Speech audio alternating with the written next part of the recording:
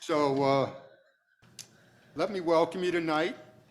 This is the third and final segment of a series that has been facilitated by the Lawrence Public Library, the Senior Resource Center, and the local Alzheimer's Association.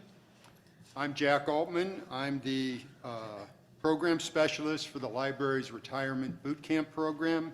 And tonight I will be the moderator, as we discuss who cares for the caretaker who's caring for someone with dementia and related illnesses. So caring for a loved one with dementia is one of the hardest and also one of the most heartfelt types of caregiving a person can perform.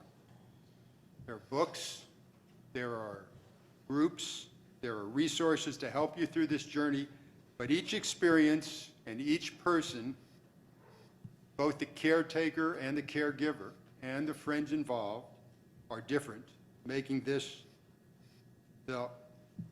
form of caregiving probably the most personal and individual form there is. So to guide us through this experience and to help with suggestions and directions in navigating caretaking, we have a panel of individuals tonight with a diversity of experience and expertise. They will lay some groundwork with their responses to some general questions I will put to them initially, and then we'll open this up as soon as we can to get to the more specific and personal questions from you, the audience. So a bit of housekeeping first. On your seats, you will find a note card and a pen or pencil. Any questions that you have, we would ask you to write them down on that. Raise your hand, and one of the staff members tonight will gather those cards together. They'll sort them to kind of put together similar questions so we don't have too much duplication, and then we'll present those to the panelists after the initial questions. I did want to say if your question is not answered to your satisfaction or parts of it bring up questions that may be more personal than you want to share in this environment, or we simply don't have time and can't get to your question, I encourage you, there's a table in the back with business cards and brochures and information from the panelists. Please take those on your way out. Contact one of the panelists or someone else and get your questions answered. The library has also provided us with a selection of reference material that can be checked out tonight for anyone who wants to do that. So now let's meet our panelists. And I would ask that each one of you just raise your hand as I call your name so that the audience knows who's who. And when you have questions, you may address them to a specific panelist or to the panel as a whole. And you do not in any way need to sign your cards and be anonymous if you choose. So let's start with Janet Ikenberry. Janet is the Director of Health and Human Services at the Senior Resource Center for Douglas County. She's been at SRC for 30 years and is a co-facilitator of the Caregiver Support Group that meets twice a month on the first and third Mondays of each month, holidays accepted, at 2:15 at the Senior Resource Center. She also provides resources and referral information to caregivers on a one-on-one basis. Janet was herself a caregiver for a mother for many years. Next, Alyson Van Felt. Alyson is an organizational design consultant, writer, and longtime Lawrence resident. Her parents lived with her, her husband, and their 4 children for a decade, while their mother cared for her father, whose journey with Alzheimer's lasted nearly 20 years. Samantha Brummell. Samantha is a clinical social worker at Brummell Counseling. Her specializes in training and knowledge in working with chronic pain, cancer caregivers, terminal illness, palliative care, and hospice.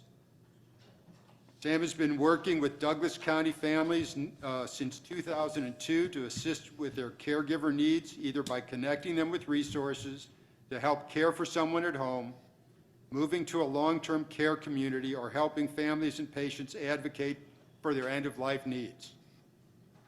Samantha understands it takes a village to help and the vulnerability it takes to ask for help. Next is Lori Yocum. Lori is a registered nurse with her BSN from Emporia State University. She is the owner of A Helping Hand Home Care, along with her husband Travis Yocum, who started it from the ground up in 2009.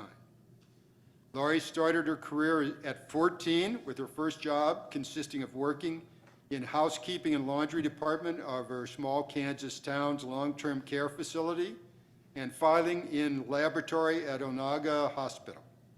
Lori then worked as a CNA in a long-term care facility in Emporia, as well as one in Overland Park while obtaining her BSN degree, focusing on older adults and home health. Along with being a married couple that together owns a 24/7 business, they also have a very active 9-year-old son, Pierce, who keeps them busy in any off time they have. And Janine Gracy.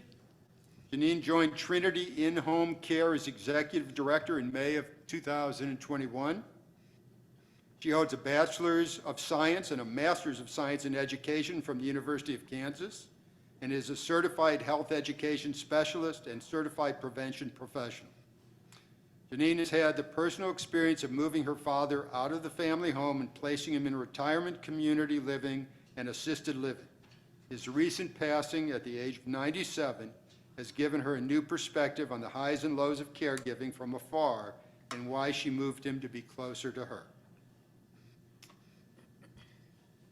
So I'm going to proceed with the questions, and I will start with an individual panelist, and then we can just move through the panel, and each person will have an opportunity to answer these questions.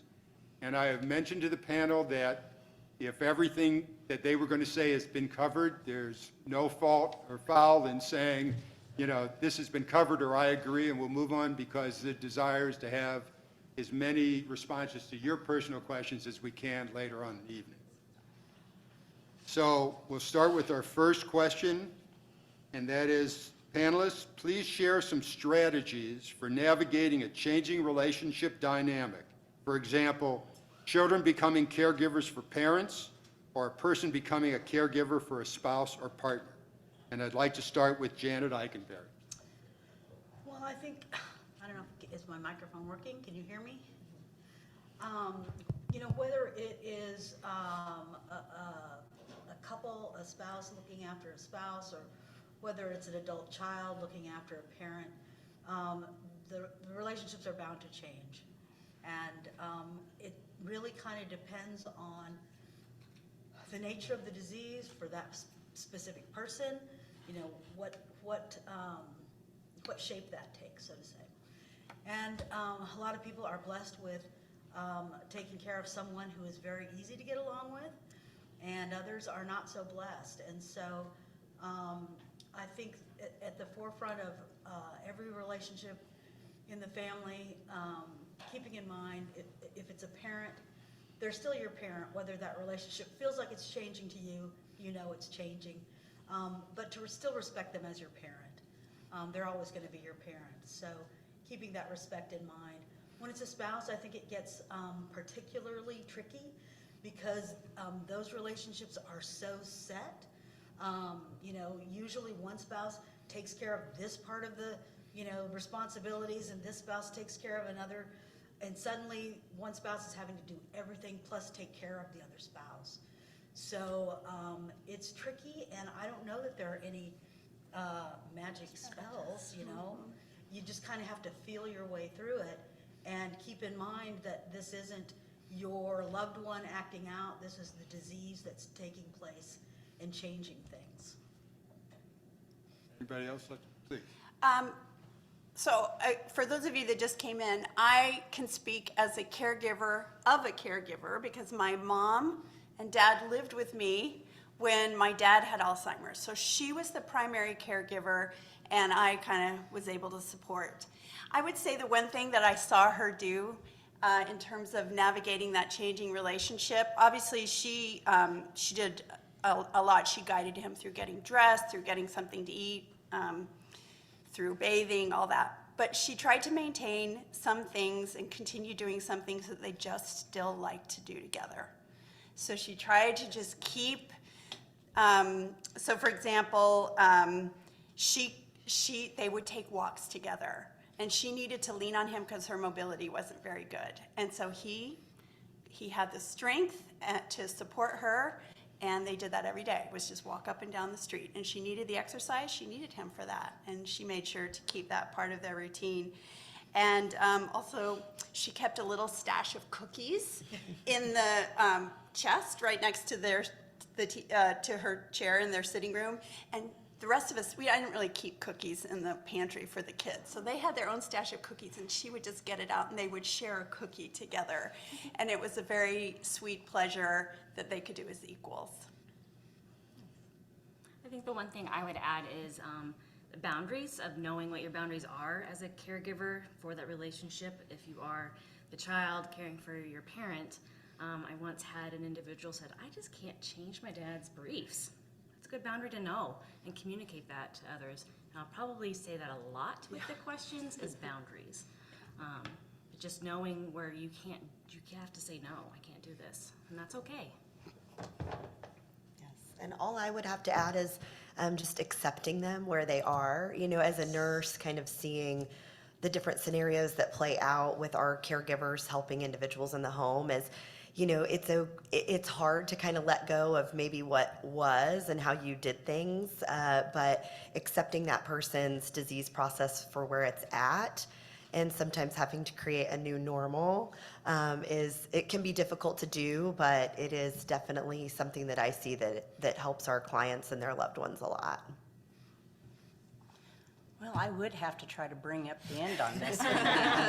What new could I say other than I really did feel like the child became the parent, even though, you know, you're still supposed to respect your parent as your parent. It was very difficult sometimes that, you know, I was using like the redirect, like you do with children and things like that. It was an interesting dynamic when it first happened, and then we kind of just fell into it being a little more comfortable.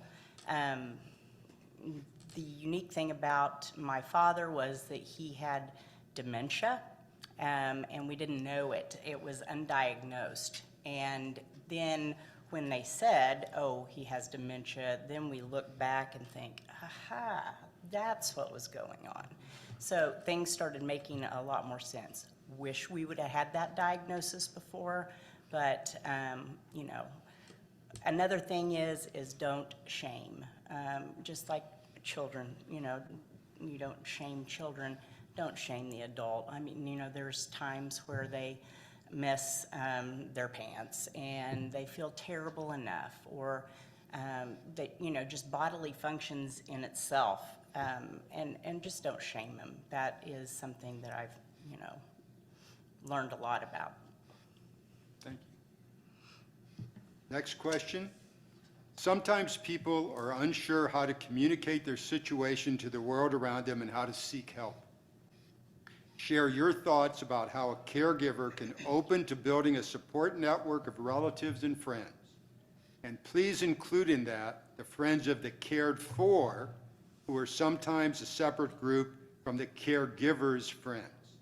And if we can start with Alyson.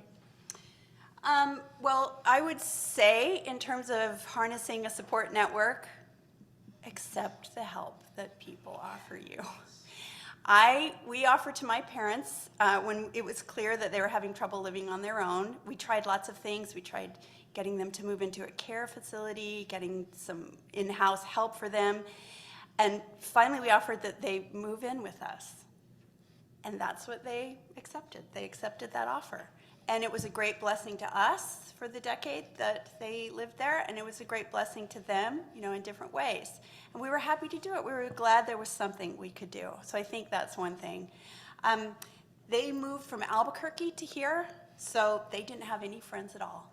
And I would just say the other part of a support network, this is a little outside of family and friends, but is community resources. Mm-hmm.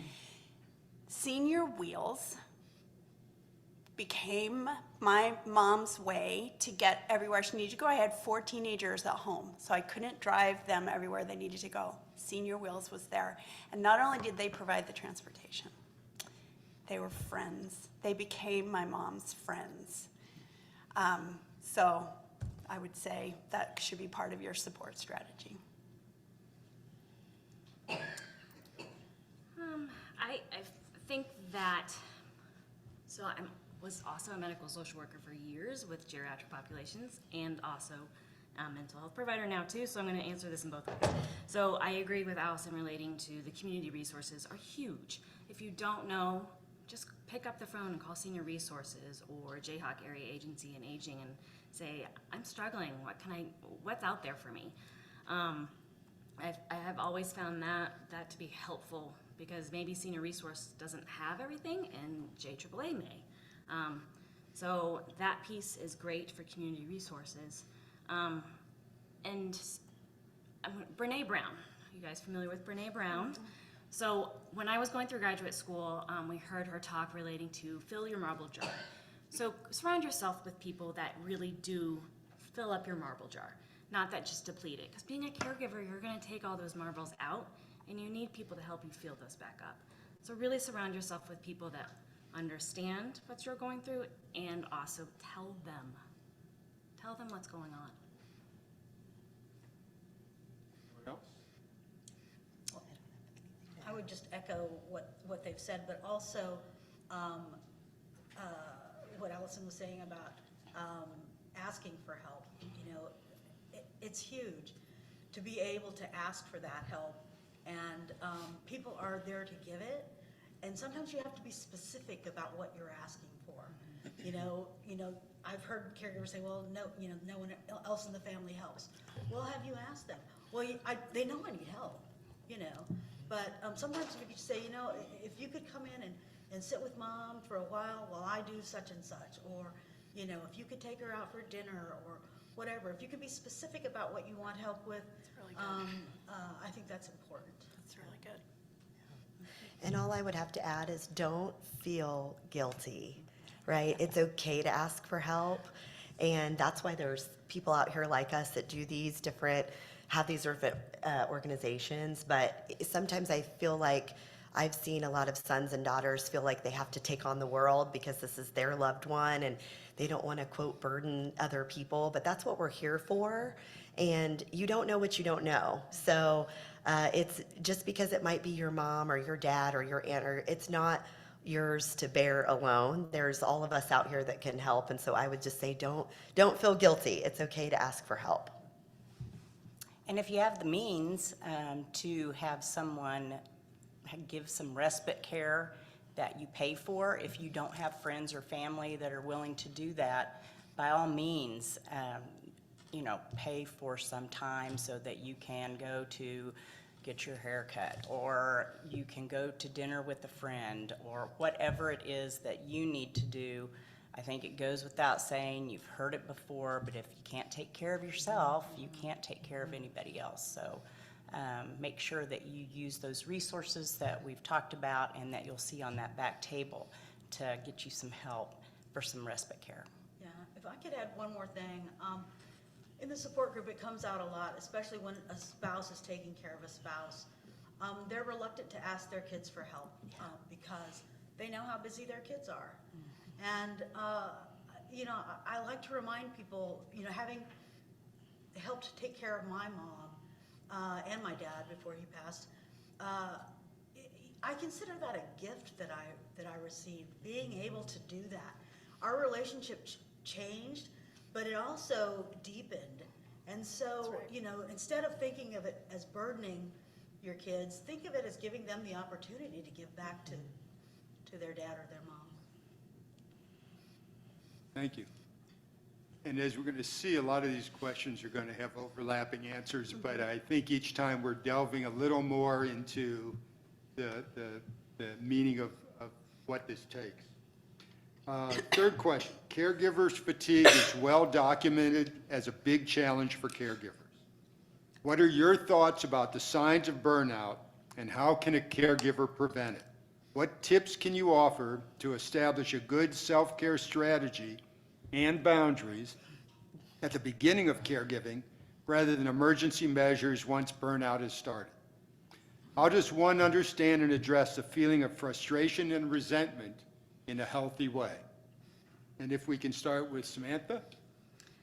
I think first is recognizing what burnout is. May that be when you don't find joy in anything anymore. You're crying in the closet, crying when you're eating those Oreo cookies, whatever your thing Or is. eating too many. Yeah, that's true. Or ice cream, or whatever it is. Yes, I'm sorry. I am very shy when it comes to these things. Okay, so burnout with not being able to find joy, tearfulness, socially isolating yourself. Those are really big signs that you are burnt out. Increased irritability with your loved one or others or your children. So asking for help, may that be with your friends, may that be with calling community resources within online or anything else, and accepting that help. And there are lots of great skills out there with therapy, with dialectical behavioral therapy and cognitive behavioral therapy too, to help you with learning how to cope with all of those emotions from being burnt out. That's what I would say. Anything to add? Doesn't have to be, but, okay, we can go.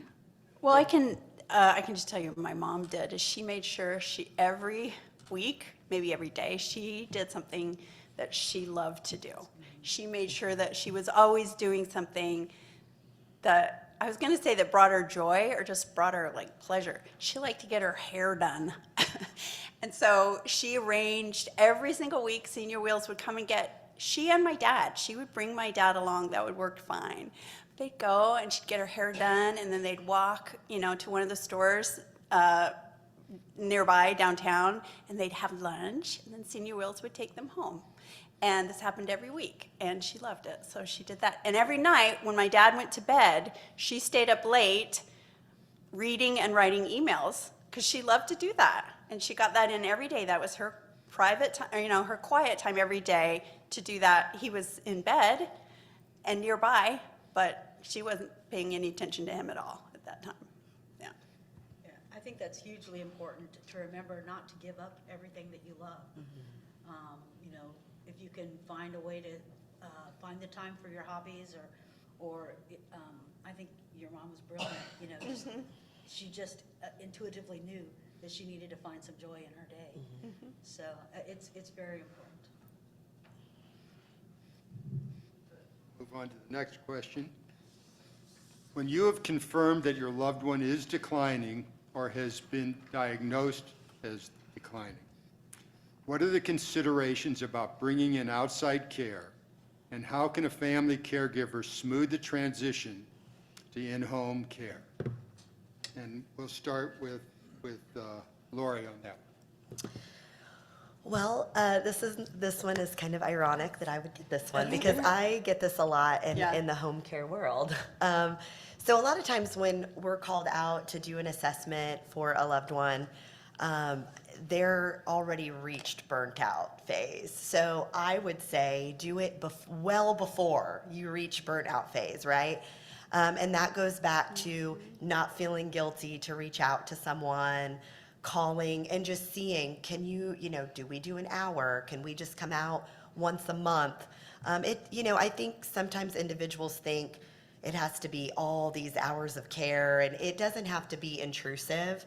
So what I would say is, incorporate places or, that support group before it gets to that point where you need them around the clock or several hours a day. If you can even introduce somebody for a couple hours a week to your mom or your dad, it gets the process going. Because when you are diagnosed with something like dementia, Alzheimer's, Parkinson's, ALS, it's not going to get better. You're going to further decline, as several of you in here probably know. And so if you can start an agency out or a support group, or when you're early in the process, before you need it 24/7, that already can be a large undertaking. So instead of having your mom, meet, hey, here's several people around the clock, that's going to be overwhelming enough. So bring somebody in and start introducing them well before you feel like you're going to need it. It's going to give you a break, but it's also going to get them used to having somebody in the home. It's going to get you all used to just the process in general of how it works. Because bringing agencies in or, a friend in, there's going to be a process there. There's going to be individuals that are clocking in for work, just like you and I clock in for our jobs. So it's important to do that early on, in my opinion. I've sat with a lot of individuals when they're tearful and they're thinking, I should have done this weeks ago, but a lot of or months ago or a year ago. But it just reach out early enough before you need it full time. So that would be my thought. I would agree, and just begin planting those seeds if you're in that early stage.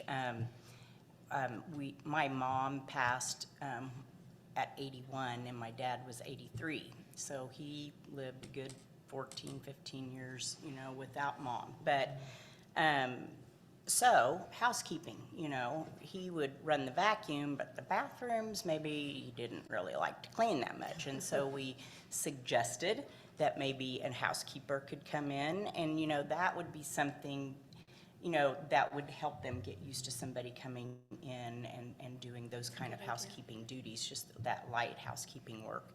So, he didn't like the idea, absolutely not. No one's gonna go through my stuff, and, he just went on. And then a friend of his suggested it. And so then when it was his idea, when he came to us kids, then it was really a good thing. So that's how that happened. So yeah, sometimes you have to, somebody said, it takes a village. And so sometimes we have to plant those seeds so that they can grow and flourish, and then they would be used to other people coming in and out of their homes as well. Anyone else? I think sometimes we put it off because we're afraid about spending the money. We want to save the money that would be spent on that kind of thing for later when things get worse. I don't know what you all would say to this, but generally things get worse faster than you think. And so it's going to be okay with the money. I mean, I suppose that doesn't happen in every case, but I've seen many times when that earlier intervention would have been fine. It wouldn't have taken all the money, and there was no need to be worried about it. It would have been better to just improve the overall situation and relationship than to kind of hoard on that, if possible. So I think the one thing I would add is to be curious and interview agencies beforehand, because again, when it's a crisis, it's hard to fit all the agencies in and see if it's a right fit for the family and the hours and costs, etc. So just gather that, learn about what hospice is, palliative care, all the agencies out there to do caregiving, and see if it works for your family. And just always remember, if you start with something, you're not married to it, as I always like to say. All right, we're going to move on to the last question, and I remind you all, if you have questions, please write them down, hold them up, and we'll garner them after this, and then ask questions from up here. So for this last question, for many, there comes a moment when care in the home is no longer appropriate. What are the signs that a transition from in-home to facility-based care are the right step? And what suggestions do you have for making that transition? And we'll start with Janine. Oh boy, I could Oh, talk boy. all night, so don't let me. We have okay? So Dad had been falling. He was about 92, and he fell in the driveway and cut his head open, and his glasses were under the pickup truck. He was in a rural area of Kansas. And my brother Jeff would come and have coffee with him in the mornings, and found Dad on the driveway. Where was Dad going? Well, he was going to go pick up Jeff so they could go to the cafe and have coffee.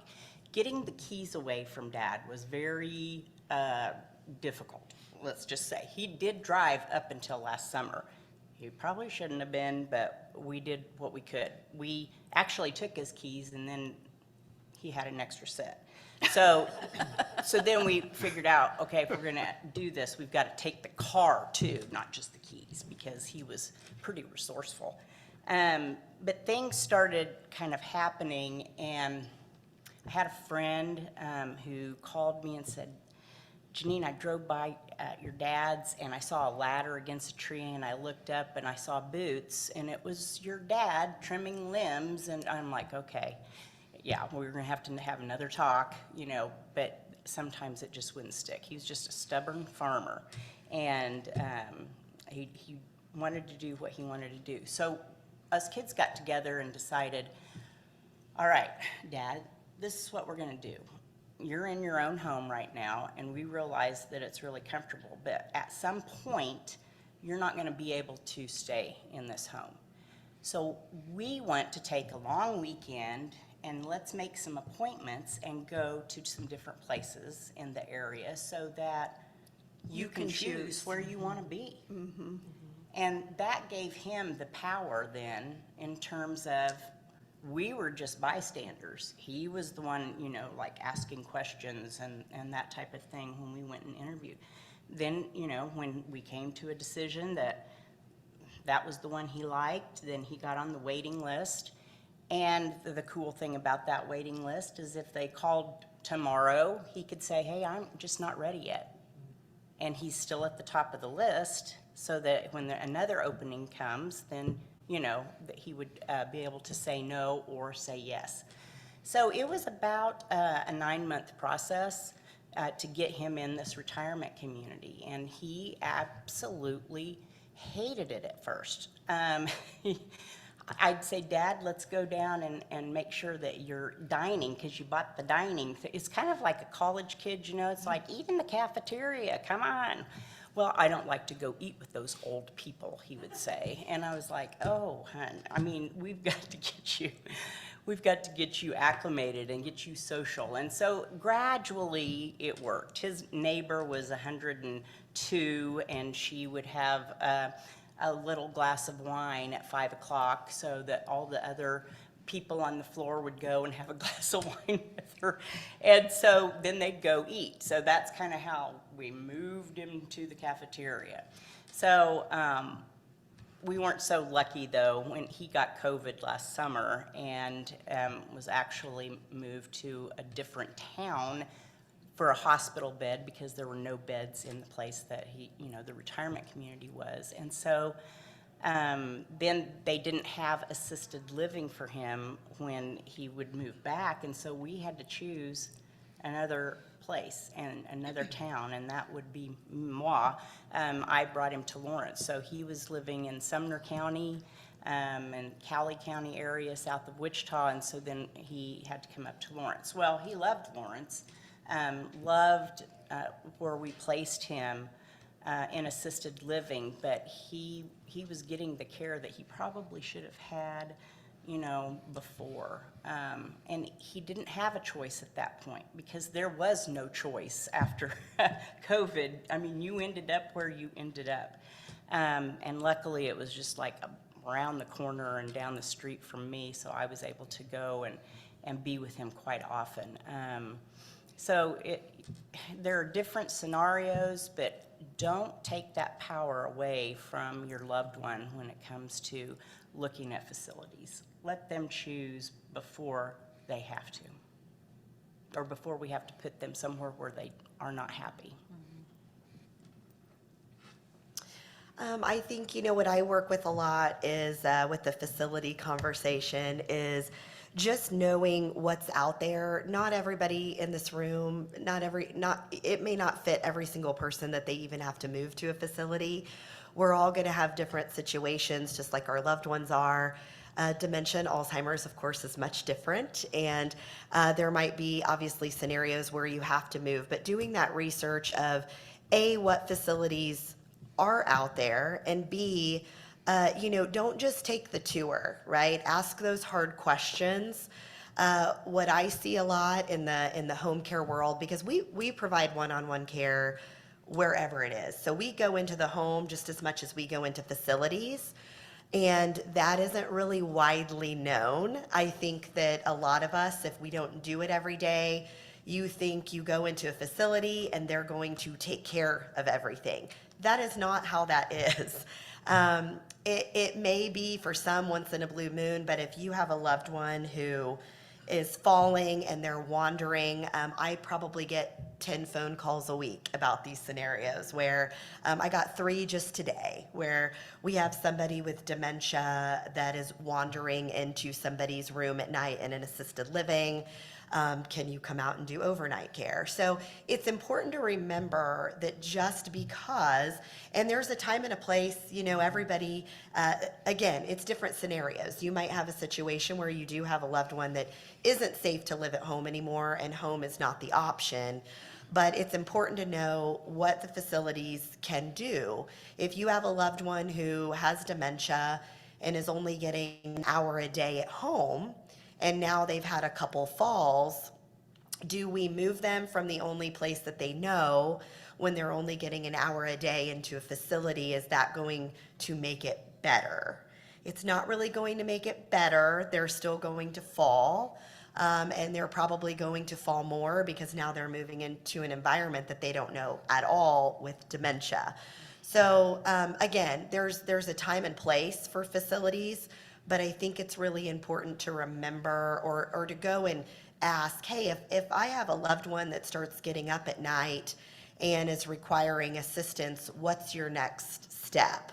That way that facility can tell you, well, at that point we might have to get a home care provider to come out and be with them one-on-one, because that might change your mind a little bit about, or it may not, but at least you have all the knowledge to know financially, you know, I might be paying this amount for this facility, but what if I have to add overnight care to that?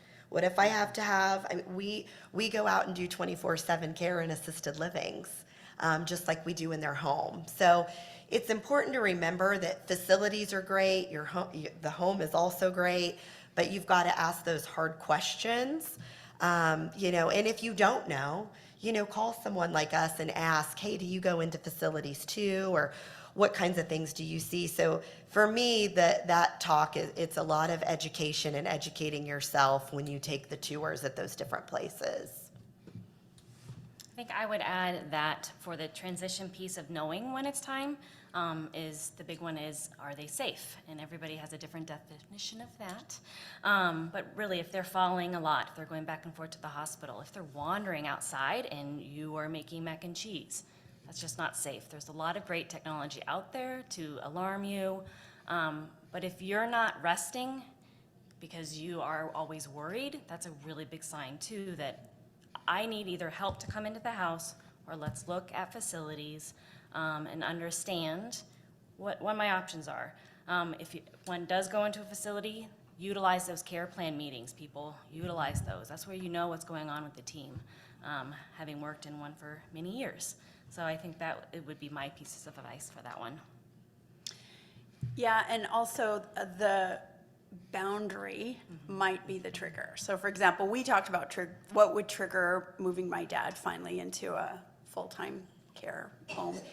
And my mom always said, when he's not able to toilet on his own, when I have to assist with that, that was just her boundary she didn't think she could do. Now in the end, that's not what triggered it. In the end, it was because he was wandering. He was still very capable in terms of toileting, but you know, you can plan, but then things don't go as you planned. The other part of this question was, how do you manage a successful transition? Very tactically, I think when the person is going to move into the facility, you should do that with them not observing it. In other words, have a relative take them out to lunch or away for the afternoon, move all their stuff, set it up, and then introduce them to the facility. And one last thing I would add, you all may have different philosophies on this, but we found it very helpful to, once my dad was in the facility and feeling very confused where he was and what was going to happen, we used a line that said, "Mom will be right back." Mom will be right back. We said that all the time. Even when we knew she wasn't coming back for a week, or she wasn't coming back for a couple days, or she wasn't coming back till that evening. Because it was so calming to him to know Mom was going to be right back, even though he wouldn't remember that 5 minutes later. But for those 5 minutes, he was calm, and it was worth it. And so I think there comes a time when the value of perfect truth is different than perfect compassion, and that the compassion becomes more important. I think you're exactly right on that. I would just add, I know there are a lot of people who say they will never put their loved one in a facility, or, my mom said, that's the last thing that she wants to happen, and I promised her that I wouldn't, and, I would caution people against making those kinds of promises, but also invite you to think about that differently. Instead of putting someone in a home, look at it as enlarging your circle of care for that person, making sure that they're safe, knowing that they're taken care of, and just easing everybody's mind about that, and trying to remember to not feel guilty.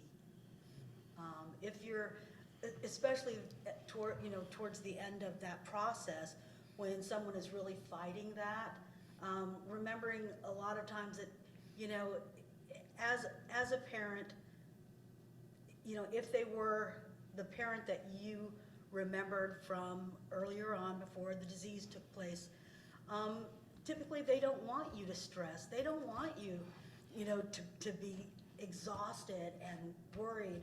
And so to remember that and honor that part of who they were and are.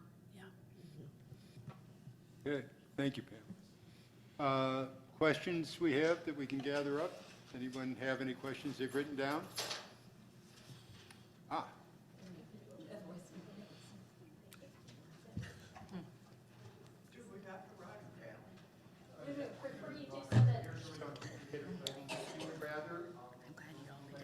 I think she could use help writing it down.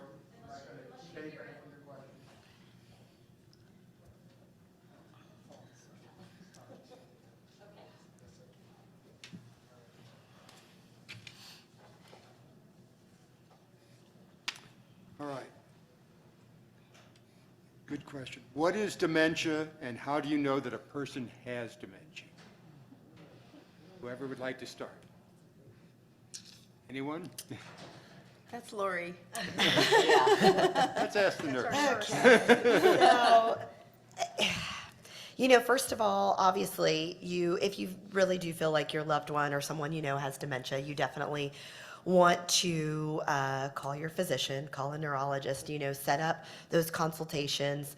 With dementia, I think you're just going to obviously notice those repetitive, just things that they would normally remember on a day-to-day basis that they're just having a little bit more difficulty doing out of the blue. It's things like, I can't now remember that I need to put my shirt on, or I can't remember how to do these, just the technical things that normally that you're kind of noticing, oh, today is a little different, because normally, especially with our elderly, they tend to have routines, just like all of us, right? We wake up in the morning, kind of do the same thing.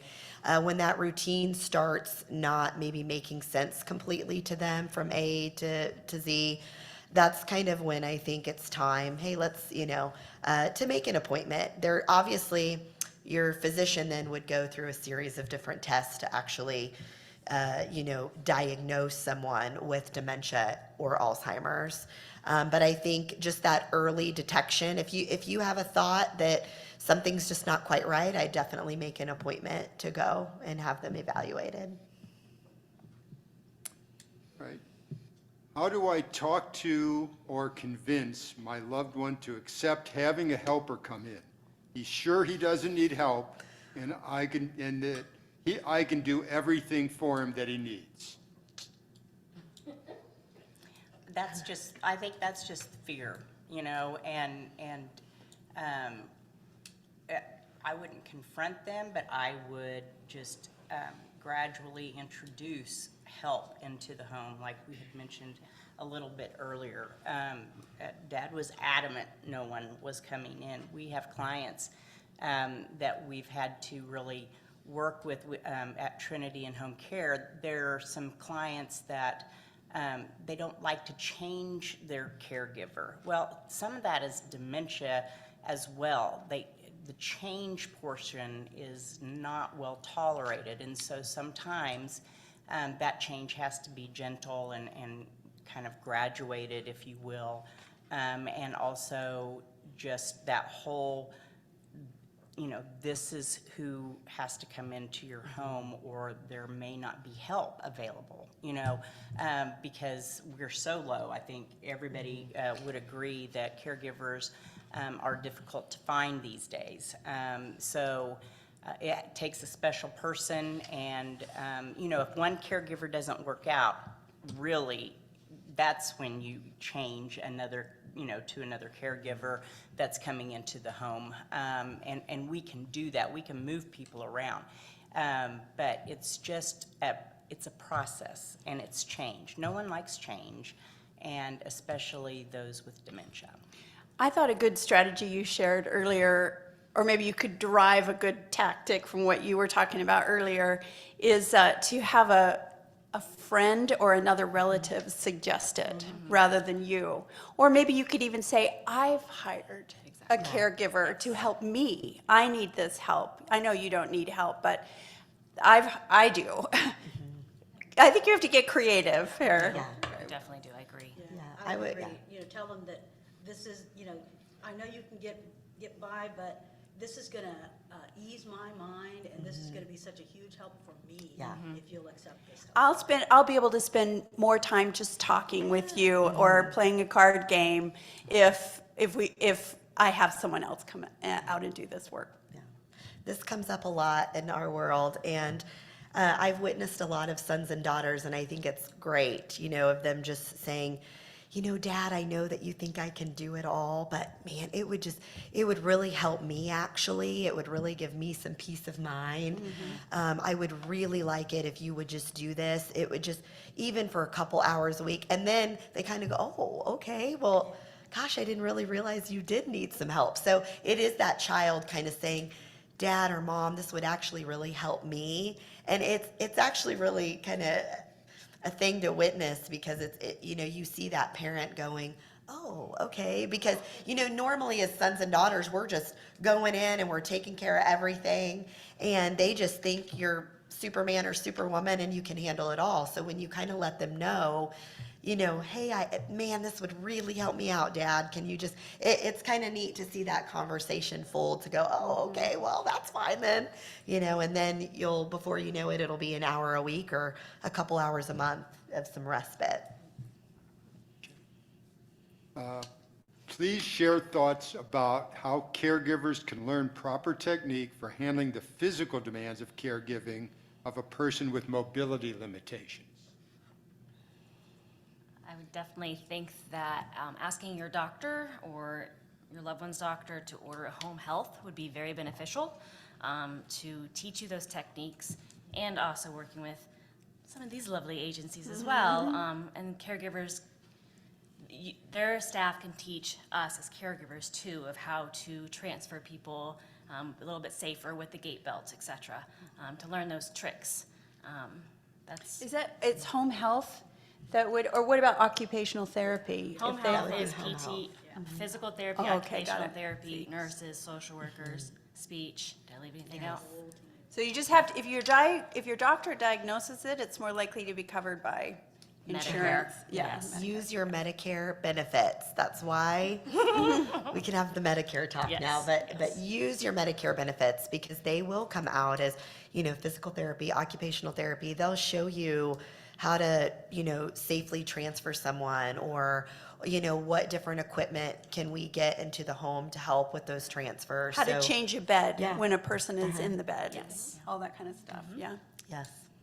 Okay. There's a couple questions on the same subject, and I'll try to meld them because it's very interesting. But basically what the question is there a shortage of staff of CNAs, of health aides, of home health aides, of medical people in this area? And is it tough to get people? Is there a shortage? And if there is, can anything be done to resolve that? Wow, that's the million-dollar question that I would love an answer to. I think COVID did a real number on our agencies as far as caregivers and also clients accepting people to come into their home, or caregivers not wanting to go into someone else's home. And so we're still recovering from that, I would say. And then also the wage that we pay our caregivers and the reimbursement that we get. Now, Trinity and Home Care deals mostly, 80% of our clients are Medicaid, and that reimbursement, as you well know, is not great. It is something that we still have to do fundraising, and we have to accept patients that are not on Medicaid in order to backfill that so that we can cover our costs. So we have been slow to raise our rates, but we are finding that more and more are, coming. We've had like two former caregivers come back just in the past couple of weeks. We have had college students this year, more so starting to come back. I mean, we used to have a lot of college students, and now it's pretty much just a handful. So I think we're gonna get there. It's just, it's not quick enough for me, because we hate those phone calls that says, do you have anybody for my mother or my father? I live in Washington State, they're in Lawrence, they're on Medicaid, all of us kids have moved everywhere across the nation, and it's very difficult for some of these families to get care into the home. So we do our best to make sure that we get the right fit with the right client, and we don't say yes until we really know we have somebody to take care of them. So yeah, we've had a waiting list, and I hate the waiting list, but it is the nature of the beast. I might also say that when we work with our Medicaid folks, and it's time for them to go to a facility, the sad thing is very often it's not in Lawrence. It may not even be in the county, because there are not enough Medicaid beds in these facilities. And so if they have to go to another county, that puts a burden on family to travel back and forth and that type of thing. So it's just something to be aware of. The next question, I think the answer is a couple people who are sitting up at the table, so we'll ask them and let them answer it. Can you identify specific resources or professionals in Lawrence who provide counseling and therapy for caregivers and the family member who is beginning to experience cognitive decline? My name is Hello. Sam. Yes. So I am recently myself accepting Medicare, so that opens up to caregivers that are over 65. But I do work a lot with caregivers, may it be from somebody that's going through cancer or with their loved one having dementia, Huntington's, whatever the disease process will be, and learning how to cope with that yourself, because that's a big loss. So there is Bert Nash, Heartland is also available too. But Psychology Today for counseling would be the best place to kind of go. It's the yellow pages for mental health, to find a provider. That's a website? That is a website, thank you. Psychologytoday.com, yes. To plug in your insurance and demographics and everything else that you're looking for a therapist, would be my suggestion. And when you said they could go to Bert Nash, can you say more about that? What is that? So Bert Nash is our community mental health, and so I don't know about their walk-in hours because I cannot remember that stuff, but I know it's on their website. So you could get paired with a therapist as well. So you could just call over there for... Yes. But they have therapists available to Yes. help in this, okay. Yep. And what was the other one you said besides Burton? Heartland has clinical social workers there as well. And that's a private? Heartland is, That's our FQHC, there you go. Right, okay. and, yeah. Yeah. And there's probably lots of other places that I On can't think on of right Sixth. now. Yes, it moved to the old They Dillons. have a really brand-new facility Yes. across from McDonald's. Yes. If you wanted to grab lunch. Yes, yeah. Did you have a question you would like to ask? Yeah. Okay, I'm going to break the rules here. Yeah, good. There are no, It's just way too long no. to put on a piece of paper. We moved here in the middle of the pandemic because my husband has Alzheimer's and our son and his family lives here, so I thought that that was time that, you know, they could be near each other while he was still able to. And then our 2-year-old granddaughter had leukemia, so here we come in the middle of a pandemic. We have to keep the granddaughter safe, so we go nowhere. We have no social life except for our family. We know no one except the neighbors. We talk occasionally. I mean, it's very important for him to have a social life of some kind, and where do we find that? I mean, who wants to talk to a man that repeats everything 1 second later? I mean, what do you do? It's a good question. It's an excellent question. I would definitely make sure that you use your senior resource center. Megan and her staff have a plethora of activities that people can do, or they can come together and visit. So he could come to the center, right? What center is that? The Senior Resource Center. Senior Resource Center. I'll have to look that up one time. Right next door to like. There's also resources with Nuvant for daycare as well now. I do not know the price of what that it looks like. Yeah, it It's is probably expensive. expensive. There's also PACE as well. PACE, yeah. That is if you can afford it as well, or income-based, would be a wonderful resource. Hired caregivers, Purple Pals with KU is about said K-State. Sorry, I'm a K-State grad. KU students that like to work with geriatric and Alzheimer's and dementia. So they'll come in your home? I don't know 100%. Just look Yeah. up Purple Pals? Yes, or Megan has the contact. Purple Pals. I think they're getting ready to break for the summer, though. Yeah. Aren't they? They are. The Yeah. Purple Pals is a volunteer organization with KU, and I am not sure that these are kids that are necessarily trained and qualified to be a caregiver. I wouldn't look at it that way. Just a friend. Yeah. A friend, potentially, yes. And lovely kids. They are getting ready to break for the year, but they'll be back in the fall. Yeah, and depending on his, his level of activity, there are a lot of things happening at the Senior Resource Center.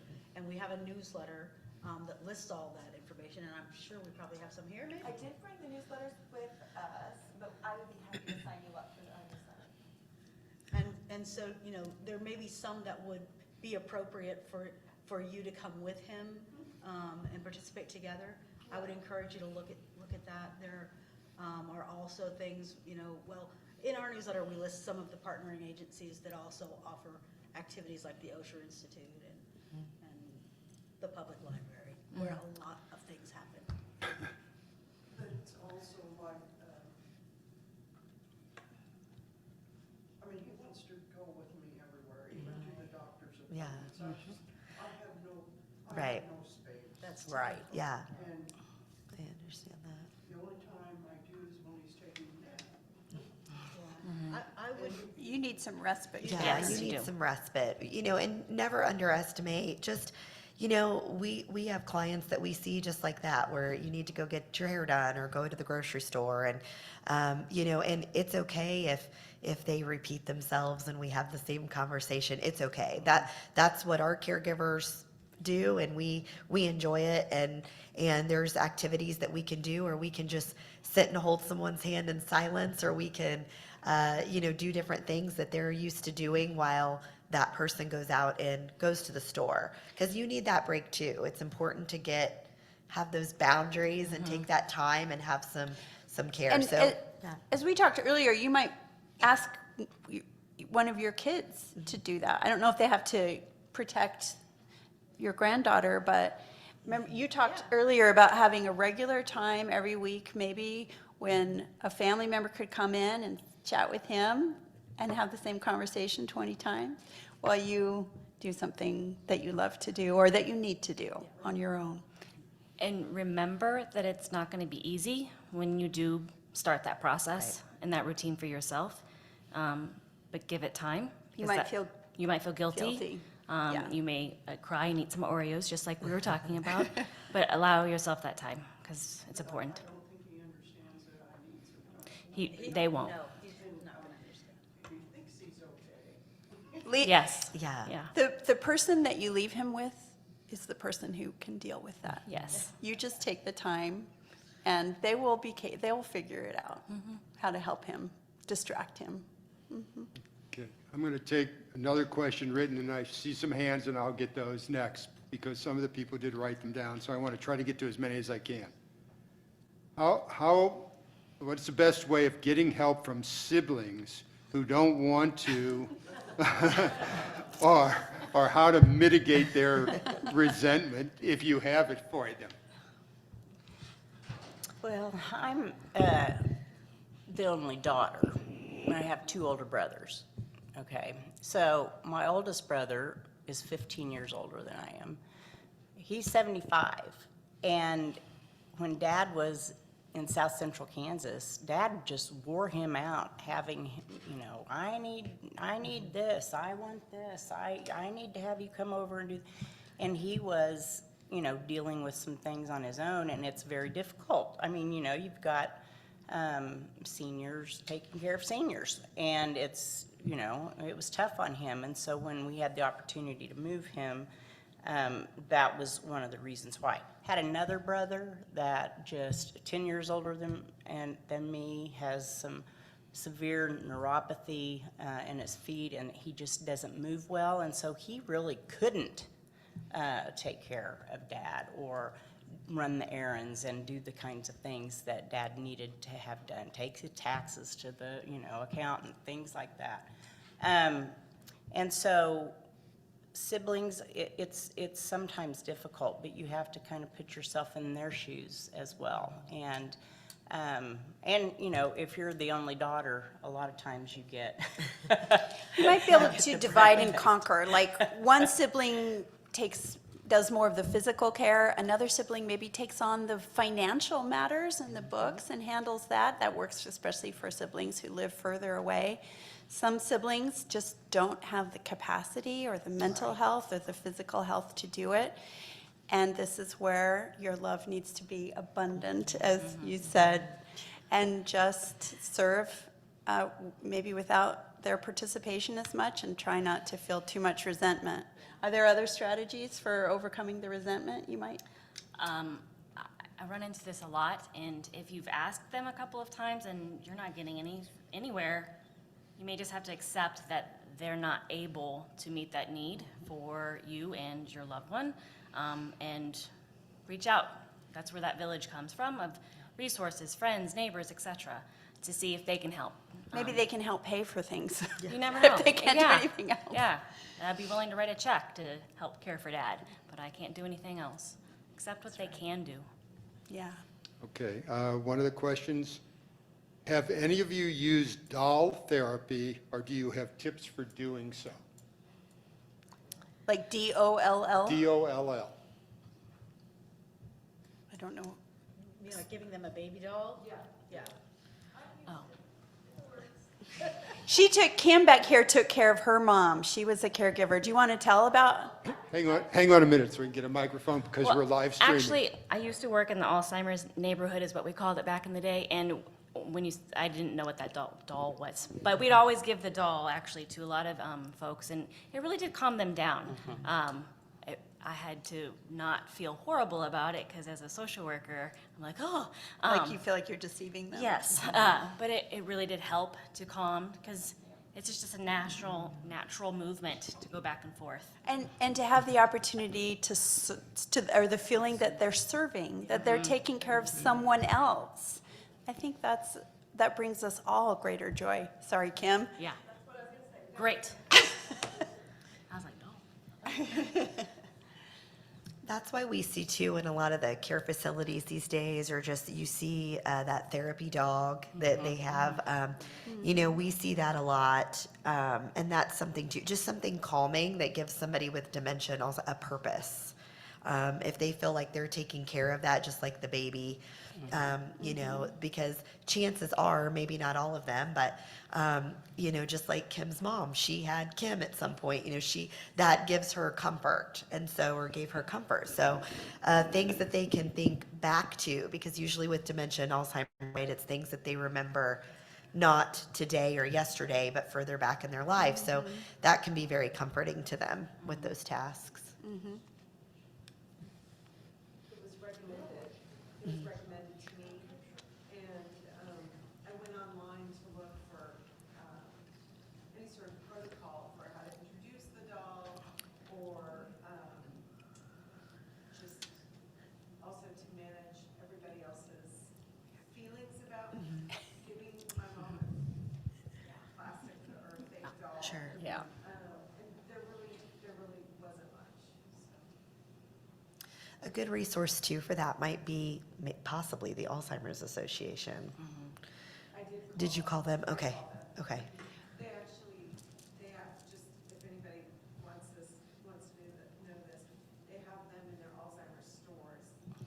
Oh, dolls? Yeah. They're specifically made for people with Alzheimer's, and also, I want one. I think I want one.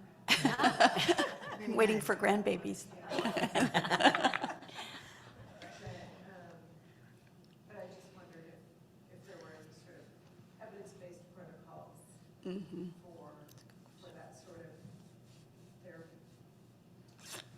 I haven't researched any of I that. just know anecdotal things. Yeah, but I will too. All right, and there's the next question, and I want to make sure I'm reading it correctly, because whoever, well, I don't know. And it's not, doesn't say how, it says why. Why did a patient needing a caregiver, like assisted living, the family couldn't afford, get connected with a faith home care? Who makes the choice for the patient?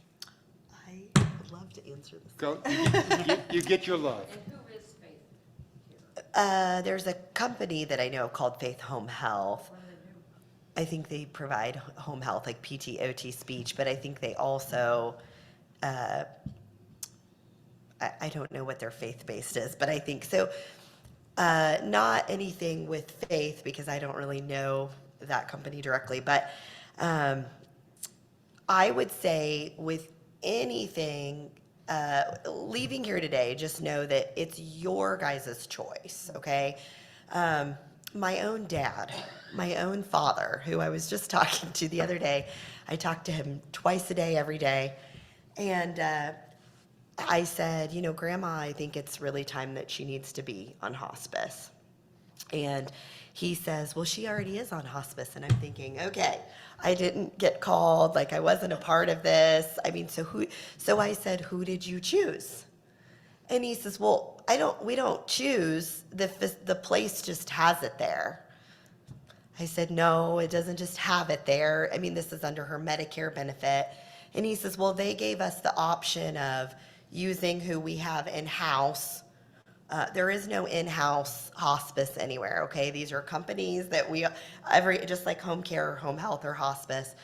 So he says, I don't know. So I reached out to my uncle, who's more, and he told me who it was, and thankfully I very much appreciate the one that they ended up going with. But I will say that it is your choice. If you have a physician that you have for your mom or dad, and I would meet with those organizations, okay? Because a lot of these companies that are around, it shouldn't be about who brought the best donuts that week to them, okay? Or who brought the best stuff. It's about the care that those companies give. So what I would say is you guys have the choice. You know, you want to meet with those companies and really find out, why did they start a business? Do they show up? Or, you know, do they do background checks? All those different things. You don't want to base it off of, yes, your physician might have some good insight, but don't just go with a place because, well, they've been here, they're in Lawrence. That's not enough. You've got to do the research to find out, because a lot of what happens is that they get connected with people that maybe they know the marketer of that organization, and they're not the ones providing the care to your loved one. So that's what I would say, is do your research and find out who the places are. Can I clarify that question a little bit? Yeah. Yeah.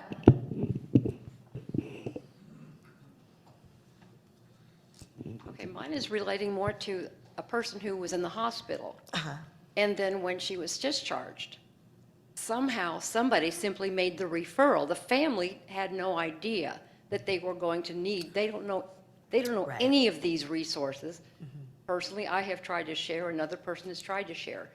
They just took this one group, and then that's what it is.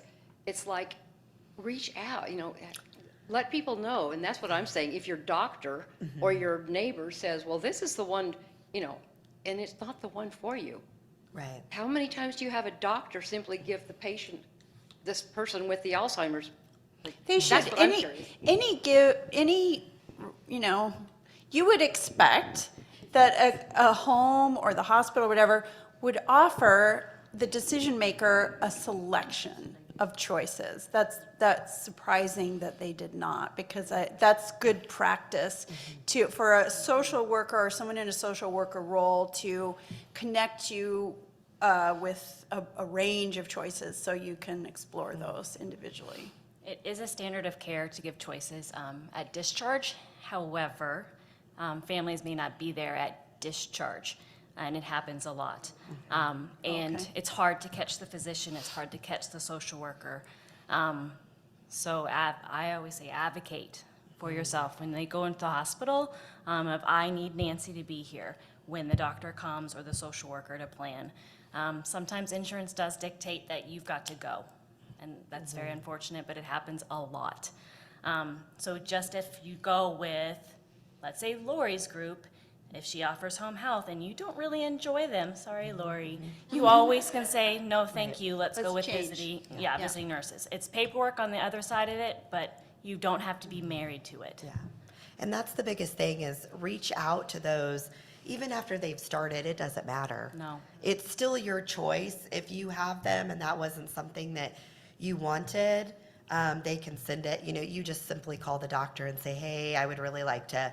But, you know, I say when they go into the hospital, that's your time to call there, ask who the social worker is, and say, you know, I've really done my research. If mom or dad needs this or this, please let me know of any meetings, because we do have a preferred home health or home care or hospice. I would say it shouldn't happen. It's not surprising to me that is what's happening, because it happens a lot these days. Yeah. Okay. The next question is basically, what are the best questions to ask to vet or evaluate an in-home care provider? Number one, do you show up? That's a big one. So number two, how do we know that you're here? With us, we have to use the client's phone or cell phone. I mean, we have a certain way. We get dinged if they're not there within a certain time. It's not just on the honor method. And then we have 4 of us that rotate on call 24/7. So the next thing is, what happens if my caregiver doesn't show up? What happens if they get a flat tire? So forth and so forth. So, I think sometimes it's just important to know, that company's backstory, but also keeping in mind that sometimes if they do a plethora of different things, sometimes it's good when a company has just one thing that they do well, and that's what they do. They do home care, we do home care, she does social work. It doesn't have to be a place that kind of does this and kind of does that and kind of does this. So those are the most important things, is how do we know that what we sign up for, they're going to be here for? Because at the end of the day, you wouldn't have a caregiving agency come out if you wanted to fill in on those shifts, right? Not that you don't love your loved one, but the whole reason you got a company to begin with is for that reliability piece. So those things, and then also how they do put the caregivers. How do you match the caregiver with my loved one? Things like that. And do you do background checks? And also, I found it helpful that when the caregiver is in the home, what are they doing? Some people use notebooks, the agencies will, of saying, Mom did this, Nancy did this today. And so if you're going the route of finding your own caregivers, please drop a contract, because if they get hurt in your home, they could sue you. So really do your work behind the scenes to protect yourself if you don't use an agency. I see that all the time, and it scares me. One question that I always ask is, do they do drug testing? Good grade, yeah, good question. Yeah, and we have, so the other thing too is, yes, also within the state of Kansas, it does require home cares now within the last, 7 years? To be licensed. So it's important to understand that you have to be a licensed home care provider. So that would be another good question, because underneath that licensure, we automatically have to do all those things, right? So we have to run their background checks. And yes, we are not going to charge the same that you can find off of care.com, but it's apples to oranges compared to, so those are things to remember, that because we're licensed, we carry that workers' comp, that personal professional liability, all those different things. So yes, it is going to be more expensive, but there are employees, we pay their taxes.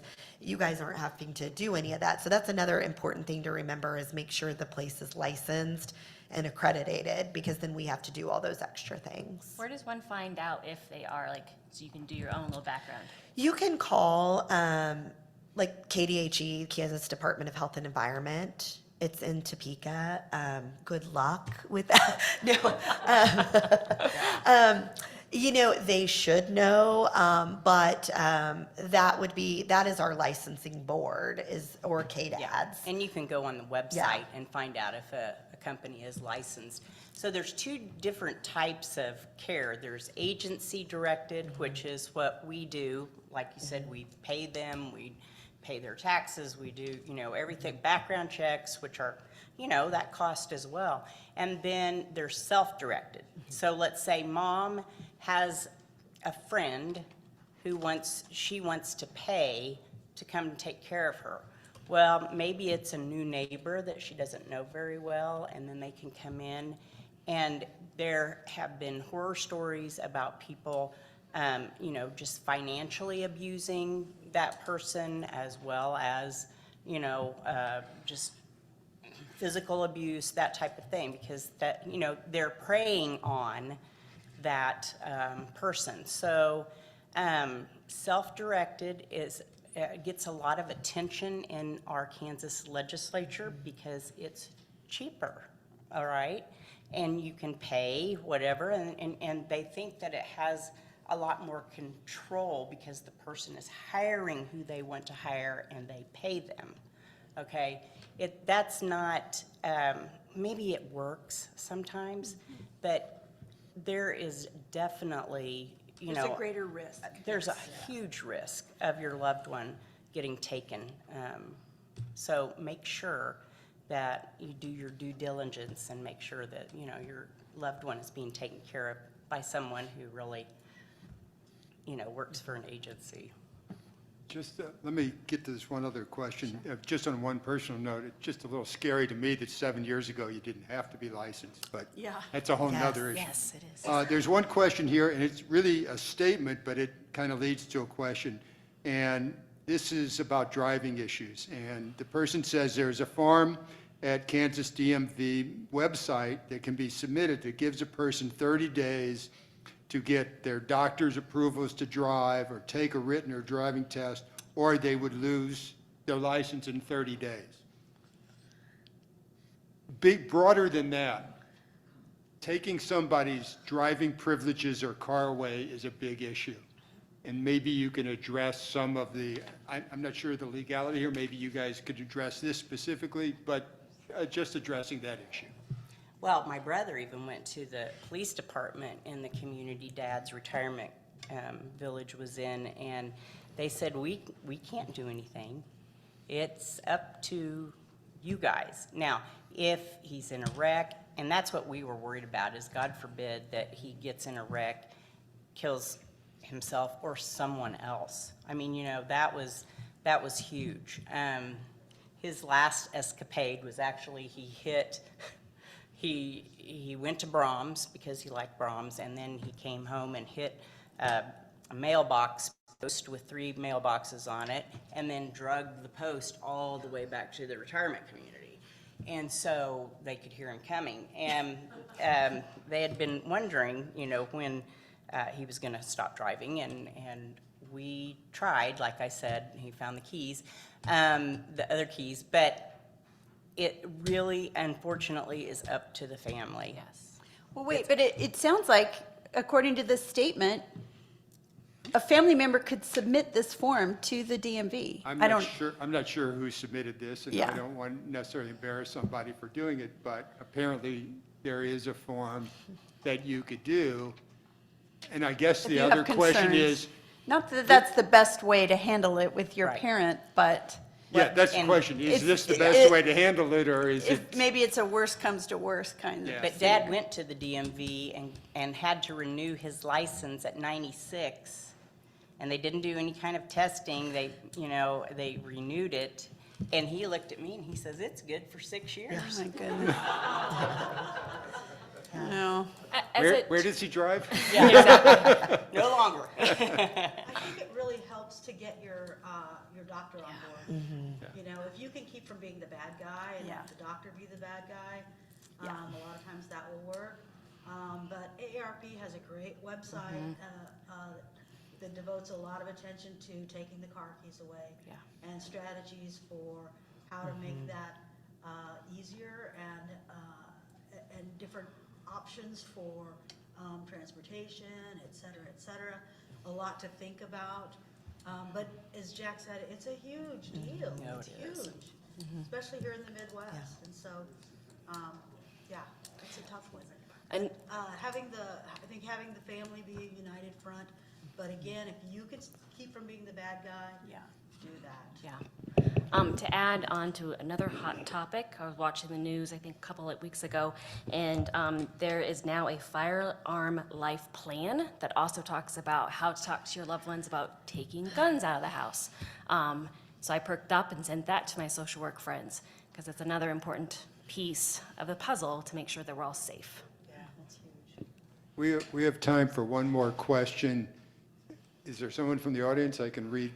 There's still a couple up here. Did you have something you wanted to?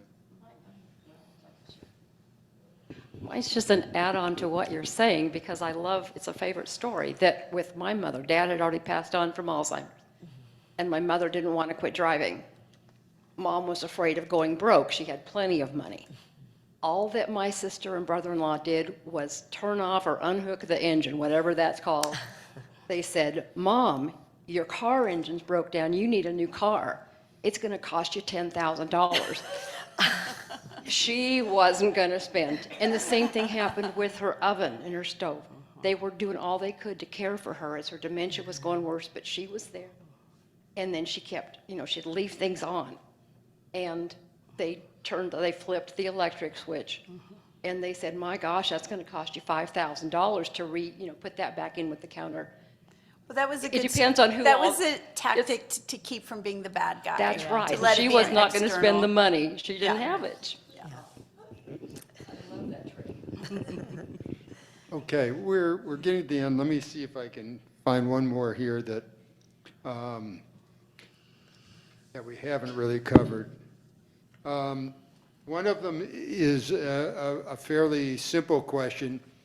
A loved one who's in this situation, and one of their problems they have is getting them to drink enough water. I'm sure that's pretty common. What Yeah, it's very. solutions are?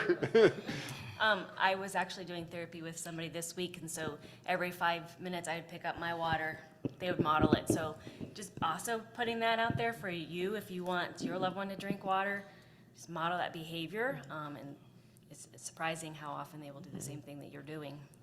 They also have, for those with dementia and Alzheimer's, they have different things that you can get that are things that you can they look almost like ice, but you can suck on them and you get water and dehydration. So there's a lot of different things for dementia and Alzheimer's. As we get older, we our mucosa, to get all nurse-like on it starts drying up, right? And with dementia and Alzheimer's, you're not going to know, hey, it's time to drink water now. So there's definitely different, popsicles, making it fun, making things, they have the cups like that now that say, keep going, you're doing great.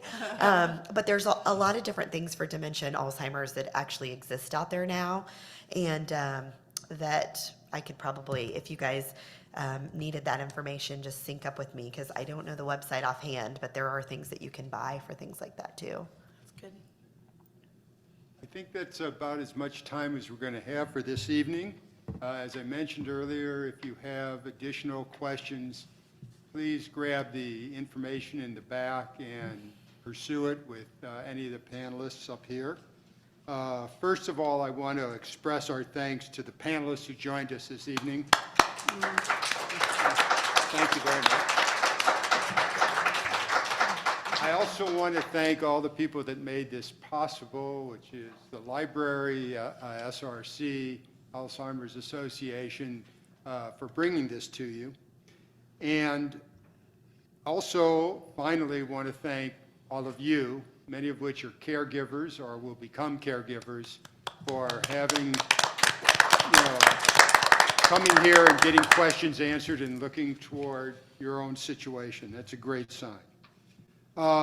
Also, I wanted to add, if you are interested in this subject or similar subjects and the library's presentations on those, please let the library know. We have a great website at lplks.org, and would take all your questions, or they can be left at the hello desk here. Also, there are things that are in the planning in this area, and if you watch their website, once again, under events in the library, or once again on lplks.org, or through SRC at yoursrc.org. Both of them have calendars of events that can be helpful to you, and the library also has its quarterly magazine, The Reader, which is available to you, that has all of its schedule in it as well. And for those of you on the other subject who'd be interested in retirement boot camp, that's also on that calendar. So I think that's all for this evening. I really appreciate all of you coming, and I really, once again, appreciate the panel helping us through navigate some pretty interesting and difficult questions. Thank you for coming, and good night. Thank you, Jack. Thank you, Ed.